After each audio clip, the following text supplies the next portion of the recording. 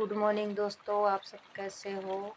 उम्मीद करती हूँ आप सभी स्वस्थ होगे, मस्त होगे और अपने लाइफ में खुश होगे दोस्तों। और अभी सुबह के 7:07 हो रहे हैं और मैं खाना बना रही हूँ। चावल बन गया है मेरा और सब्जी बना रही हूँ। अभी आलू मटर और फूल गोभी का सब्जी बना रही हूँ और अभी रोटी भी बनानी है हमारे को।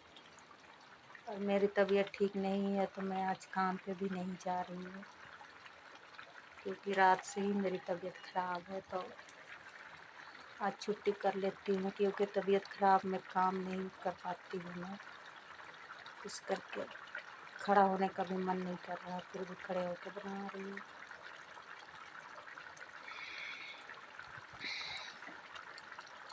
और दोस्तों ऐसे ही अपना प्यार दुलार सपोर्ट देते रहिए। आप सभी से मैं अगली वीडियो में मिलती हूँ, तब तक के लिए आप सभी को बाय।